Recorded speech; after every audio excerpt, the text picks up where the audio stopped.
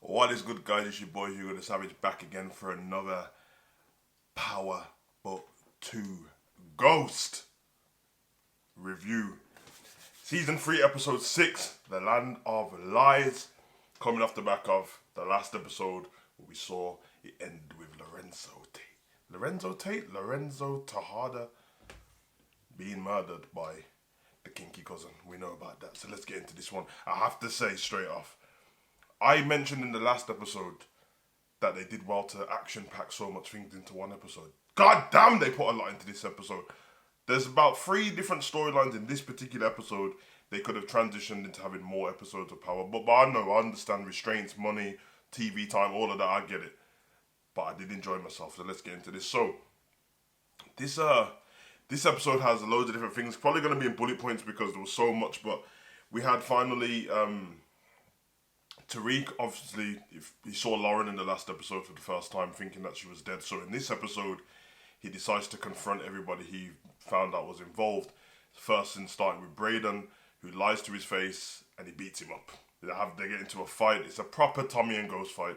Yeah, I mean, Tommy got punched up, got the better of Ghost for a little bit, then, so it was literally just like that. And then he obviously revealed that it was Effie who, constructed the whole thing, and Kane.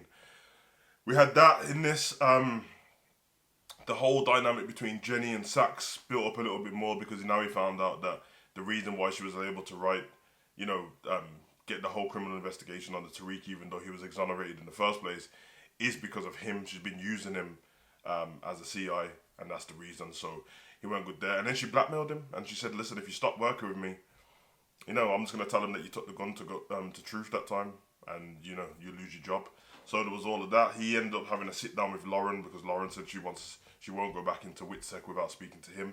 And he explained that Tariq wasn't involved in this particular situation, but he also revealed the truth about Tariq's past and everything Tariq's done and all the stuff he's done in terms of killing people and the stuff to do with his family. The only thing I'll say is when Saxe was telling her this, he said that Tariq's family has been grooming Tariq to be this monster the whole time, and it's actually the complete opposite. Ghost was trying to get Tariq to go to Cho and become this upstanding citizen and be a normal kid.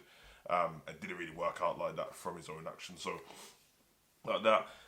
Tariq, after doing the thing with Brayden, then he says to Effie he's going to take her out, seeming a bit off with her, takes her on this car ride. I just have to say, man, I know I said this last time with the Italian trip, but the green screen car ride, come on, man.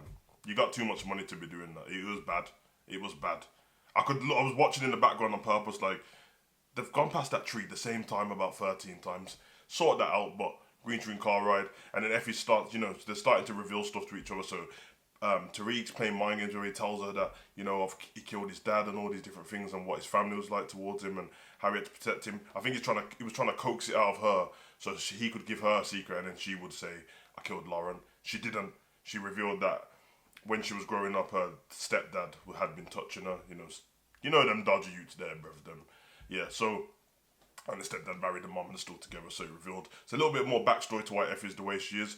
And then we get to the scene of the murder of Lauren, and then Effie starts crying and starts revealing, and Tariq pretty much says, oh no, I just want you to tell me the truth. And then he leaves her there, you know what I'm saying? She ends up getting picked up eventually because we see her again with Brayden. They go to the warehouse. And Tariq shut them both out of the business. Then Brayden shuts Tariq out of the Western Holding business because Kane told Brayden to man up and all this different stuff. Tariq also confronts Kane about it because obviously he knew, and he's like, you finally found out that your bitch died. He doesn't care. And I'm starting to like Kane. I can't lie. I'm starting to like Kane a little bit more. Every now and again, every episode, he throws something in there. I'm like, you dickhead. But for the most part, he's more emotional now involved. Is more building to his character. I like the dynamic with him and his family. Obviously, we get the funeral in this episode as well. We got the Tejadas trying to find out who killed Lorenzo and Drew. You know about Zesty Drew and the Kinky Cousins, bruv. Obviously, the Kinky Cousins the one who's, doing whatever he's doing with Drew, but also killed the Tejada dad. But we know why he did that, because his dad got murdered, etc. Drew wages war on the Russians because of his dad dying, and it wasn't his dad. Goes and kills the head Russian guy. They retaliate at the funeral, shoot up a couple of coffins, you get the slow motion scene, argument between Kane and Drew, because it's like, I told you, like, you didn't get it, you know what I mean? You didn't get it signed off by the family. I told you it wasn't the Russians. I don't believe it was. Drew basically tells him, listen, I know you got dad's chain and that, But Zesty Drew, I run the family right now. I run the family. And Monet pretty much goes with him on that one situation, so he storms off. We get Diana.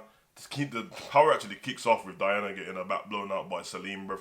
I told you I don't like Salim already, bruv. There's something creepy about this youth, bruv. He starts running his mouth at the funeral, gets kicked out because he's always on a high. He's trying to preach to the girl about her dad at the funeral. I mean, yeah, at the funeral. Come on, man. Stop it right now. You get that there with Diana and Salim preaching, and then we get a scene where after Tariq's gone through all he's gone through in the day and, fell out with everybody, he meets his nan at the graveside of his sister, and she tells him to get out of the game. When he does try and leave, he gets caught by the African butler, and yeah, man, it's all messed up for Tariq. So he ends up back at Diana's room, and she's drunk, and they end up sleeping with each other. Salim comes with some flowers. All of the friends and Braden's sisters like that. You don't want to go in that room, bro. Diana's in there with Tariq. And at that point, they weren't doing anything. They end up chopping in the end. So yeah, we already know how that goes, man. But very interesting, very, very interesting episode. Don't think there's anything else I missed out, man. Don't think so. Oh, Kane and Effie. There's no sexual relation between them. I did not have sexual relations with that woman. There's no sexual relation between them, but I think everyone's kind of clocked on. If you haven't, don't know what you've been watching, but the build-up that Kane, I said it maybe 2 reviews ago, that Kane seemed like he's falling for Effie a little bit, and their characters make more sense. You know what I mean? They're both hard exterior, soft inside, want to do the right thing, but people don't get the methods they use to go that way. And he comes to the dorm room to speak to her and basically says, "No, I agree. You know what I mean? Tariq's bitch ass wouldn't have done it. I agree with what you've done, blah, blah, blah."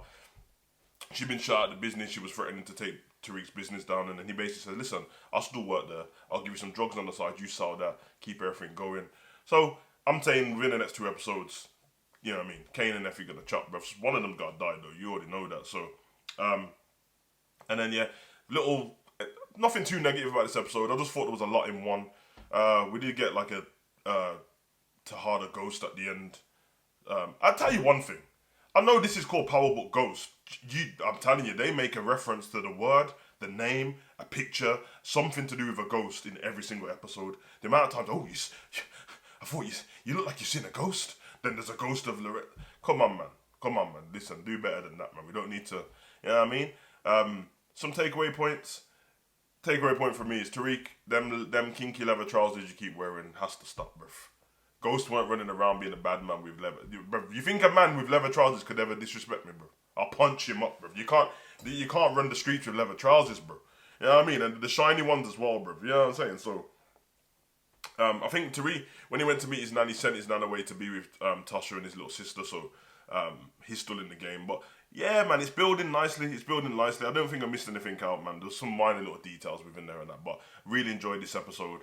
There was non-stop. Oh yeah, Diana, Tariq said to her that she could use the safe on the roof, what they were using for the to sell the drugs and stuff before, but obviously they put cameras in, didn't they, the police, to check. Now, I don't know how Diana went there and just didn't look around. The camera is not hidden, bro. The camera is above her head. She didn't even look. And then now they've got pictures of her putting the kilos of coke into the safe. And they were at the funeral with the pictures ready to, you know what I mean? So, it's all up to me, yeah, but I'm very interested to see what happens in the next episode. You guys need to let me know in the comment section what you think. Let me know if I missed anything. No, don't let me know if I missed anything. I know I missed everything out, but I'm not going to talk about the whole hour individually, different scenes. I think I covered the main basis of it going forward. Monet still can't act. I like Kane a little bit more. You know what I mean? You know what I mean? They keep throwing the Braden White jokes in there. It's boring now. Yeah, if you're calling him Bieber and all this, but yeah, I get it. And yeah, Tariq's turned into his dad, man. And his dad was his dad had 2 women on cycle. Now this geezer's got all 3 women that we've known from the start. He's got all of them now, and in different sections. So you know what I mean. And remains to see what Lauren does, because she went back home and her parents weren't there because they've been hidden. So I've been your boy Gus Savage. Comment, like, subscribe, share them. But if you can comment section.